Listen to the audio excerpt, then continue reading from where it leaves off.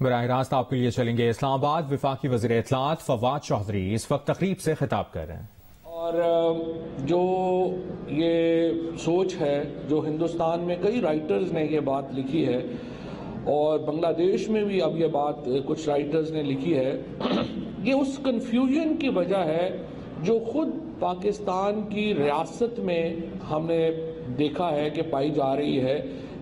کہ قائد اعظم محمد علی جناح کس طرح کا پاکستان چاہتے تھے۔ قائد اعظم محمد علی جناح جس طرح کا پاکستان چاہتے تھے وہ انہوں نے اپنی 3 جو بڑی تقاریر ہیں ان میں ایکسپلین کر دیا تھا۔ ان میں سب سے پہلی تقریر انہوں نے 11 اگست 1947 کو کی تھی، جو کانسٹیٹیوئنٹ اسمبلی سے کی تھی۔ اس کے بعد انہوں نے پاکستان کی جو اس وقت فوج تھی اس سے جو خطاب کیا تھا، جو انہوں نے فوج سے بات کی تھی، اور پھر انہوں نے بیوروکریسی سے بات کی تھی۔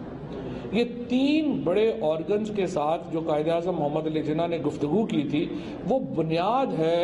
ہمارے نئے پاکستان جو انہوں نے بنایا تھا اس کو سمجھنے کے لیے۔ اور آج میں سمجھتا ہوں کہ عمران خان جس پاکستان کو پروکلیم کرنا چاہتے ہیں وہ قائد اعظم محمد علی جناح کا وہ پاکستان ہے جو انہوں نے سوچا تھا۔ سب سے پہلے تو یہ کنفیوژن بالکل دور کر لیجئے کہ قائد اعظم کوئی مذہبی ریاست چاہتے تھے۔ قائد اعظم پاکستان کو ہرگز ایک مذہبی ملک کے طور کے اوپر نہیں دیکھتے تھے، اور یہ سارے لوگ جو آج قائد اعظم کے نام کے اوپر پاکستان کے لوگوں کو بیوقوف بنا رہے ہیں کہ اسلامی ملک کا مطلب شاید مذہبی ملک تھا، یہ قطعی طور پہ ایسا نہیں تھا۔ قائد اعظم کا تو جو جس قسم کے وہ سٹائلش آدمی تھے، جو ان کا لائف سٹائل تھا، جو علامہ اقبال کا لائف سٹائل تھا، وہ تو بالکل بھی یہ لوگ جو آج کل قائد اعظم کی باتیں کر کے پاکستان کو ایک پسماندہ بیکورڈ ملک بنانا چاہتے ہیں اس سے ملتا جلتا نہیں تھا۔ قائد اعظم اپنے دور کے ایک بڑے ماڈرن، پروگریسو، فارورڈ لکنگ آدمی تھے، اور اس طرح سے علامہ اقبال بھی۔ تو ان قائدین نے کیوں یہ فیصلہ کیا کہ پاکستان ہونا چاہیے، مسلمانوں کا ایک ملک ہونا چاہیے؟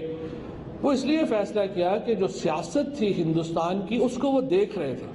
اور ان کو لگ رہا تھا کہ ایک ایکسٹریمزم یہاں پہ جب بھی جمہوریت آئے گی تو یہاں پہ جو ایک ہندو میجورٹی ہے اس کی قیادت ایسے لوگوں کے ہاتھ میں چلی جائے گی جو اقلیتوں کا جینا دو بھر کر دیں گے۔ اور آج ہم ہندوستان میں دیکھ رہے ہیں کہ کس طریقے سے نریندر مودی اور بھارتیہ جنتا پارٹی نے مسلمانوں کا جینا وہاں پہ دو بھر کر دیا۔ اقلیتوں کا آج نیو یارک ٹائمز کا جو فرنٹ پیج ہے اس میں ہندوستان میں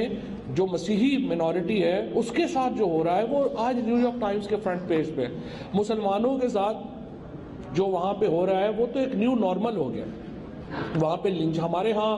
یہ سیالکوٹ میں انسیڈنٹ ہوا ایک لنچنگ کا، ایک جو وہاں پہ جان گئی ایک معصوم شہری کی، آپ نے دیکھا پورا پاکستان اکٹھا ہو گیا اور پورے پاکستان نے اس اقدام کی مذمت کی۔ ہندوستان میں مسلمانوں کے ساتھ یہ روز ہو رہا ہے اور کسی کے کان پہ جوں نہیں رینگ رہی۔ یہ وہ ہندوستان تھا تو ہمیں قائد اعظم محمد علی جناح اور جو پاکستان کی جو اکابرین ہیں اور مشاہرین ہیں جو 1947 میں 1940 سے 47 تک جنہوں نے پاکستان کے قیام کے لیے جدوجہد کی، ہمیں اس کے وین کی داد دینی چاہیے، علامہ اقبال کے وین کی داد دینی چاہیے کہ جنہوں نے اتنا سال پہلے یہ کنسیو کر لیا تھا کہ جو میجورٹی ہوگی اور بروٹل میجورٹی ہوگی وہ کیا سلوک کرے گی۔ تو انہوں نے ایک سیاسی ایک نیشن سٹیٹ کریٹ کی جس کو ہم پاکستان کہتے ہیں۔ اور ان کا نیشن سٹیٹ کریٹ کرنے کا کیا مطلب تھا؟ نیشن سٹیٹ کریٹ کرنے کا مطلب یہ تھا کہ ہم مسلمانوں کو ایک ایسی جگہ کے اوپر جو ہے وہ بس سکیں جہاں پہ ان کی اکثریت ہو، جہاں پہ ان کے رائٹس پریزرو ہوں اور وہ ایک میجورٹی کے ہاتھوں یرغمال نہ ہو جائے۔ پاکستان کے قیام کا مقصد اقلیتوں کے حقوق کو پریزرو کرنا تھا، تحفظ دینا تھا،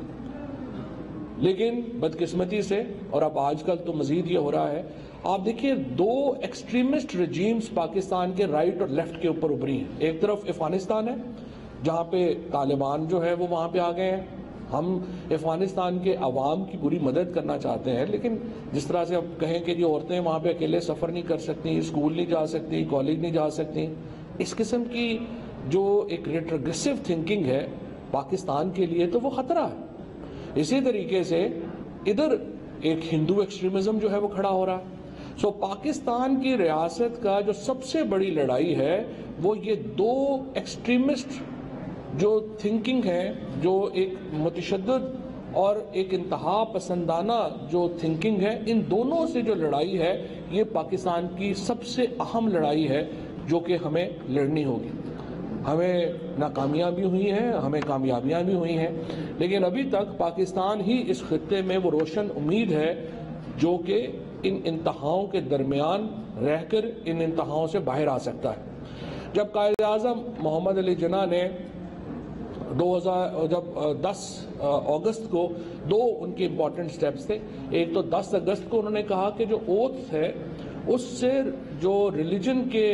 ہمارے پیرافریزز ہیں وہ نکال لیے جائیں تاکہ جو غیر مسلم ہیں یا جو لوگ بلیو نہیں کرتے وہ بھی اس کے اوپر جو ہے وہ اوتھ کر سکیں، اوتھ لینا چاہیں تو وہ لے سکیں۔ اور پھر 11 اگست 1947 کو انہوں نے واضح کر دیا کہ پاکستان کے اندر اقلیتوں کا جو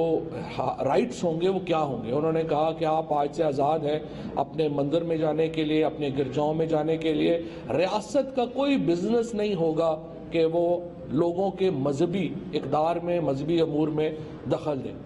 اس کے بعد ہمارے ہاں ایک بہت بڑی ریٹروگریسونیس آئی ہے، ایک بہت بڑا ہم دیکھ رہے ہیں کہ پاکستان نیچے کیا ہے۔ اور یہ کیوں کیا؟ میں اس لیے یہ کہتا ہوں کہ یہ قائد اعظم محمد علی جناح نے پاکستان کو مذہبی ریاست بنانے کا نہیں سوچا تھا، کیونکہ اگر پاکستان ایک مذہبی ریاست بننا ہوتا تو پھر تو دیکھیے پاکستان کی تحریک مولانا ابوالکلام آزاد یا مولانا مودودی چلاتے، کیونکہ جو علم تھا، جو مذہبی علم تھا، ابوالکلام آزاد کا تو کوئی مقابلہ نہیں تھا کسی سے۔ وہ تو ایک بہت بڑے عالم تھے، تفاسیر انہوں نے تفسیر لکھی قرآن پاک کی جو سیلیبریٹڈ تفسیر ہے۔ ان کا جو حدیث کے اوپر جو علم تھا مولانا ابوالکلام آزاد کا، اس کا کوئی میچ نہیں تھا۔ اور پھر اس کے بعد مولانا مودودی، اور پھر اس کے بعد دیکھیے جو اس وقت ہمارے JUI جمعیت علماء اسلام کے جو اکابرین تھے، یہ تمام جو لوگ تھے یہ مذہبی حوالوں سے بڑے اکمپلشڈ لوگ تھے، بڑے ان کی جو تھی وہ بڑی قدر سمجھی جاتی تھی اور مذہب کے اوپر ان کا عبور تھا۔ لیکن ان لوگوں نے پاکستان کی تحریک کی قیادت نہیں کی، کیونکہ یہ کیا کہہ رہے تھے؟ یہ تو کہہ رہے تھے کہ ریاست جو ہے وہ اسلام میں اس کی گنجائش نہیں ہے اور سرحد نہیں ہو سکتی ریاست کی۔ لیکن جو قائد اعظم اور علامہ اقبال تھے انہوں نے ایک پولیٹیکل تھیوری کی بات کی، اور وہ ایک پولیٹیکل موومنٹ کی لیڈرشپ جو ہے انہوں نے وہ لی اور اسلام کو پولیٹیکل انٹرپریٹ کیا، ریلیجیسلی انٹرپریٹ نہیں کیا، پولیٹیکل انٹرپریٹ کیا کہ ایک ایسا ملک ہونا چاہیے جہاں پہ جو اسلام کو ماننے والے ہیں، مسلمان ہیں اور اقلیتیں ہیں، وہ ایک ایسی جگہ پہ رہ سکیں جہاں پہ انہیں بروٹل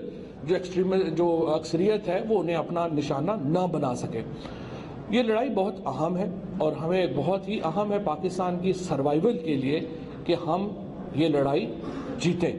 اور اس لڑائی کے باہر آنے کے بعد ہی پاکستان اور کوئی بھی ملک آگے جا سکتا ہے۔ آپ دیکھ رہے ہیں کہ کس طریقے سے ہندوستان اب نیچے جانا شروع ہوا ہے۔ نریندر مودی کی حکومت کے دوران ہندوستان کے تمام، چاہے وہ ان کا اکانومی ہو، چاہے ان کی فورن پالیسی ہو، تمام نیچے جانا شروع ہو گئی ہے، کیونکہ وہ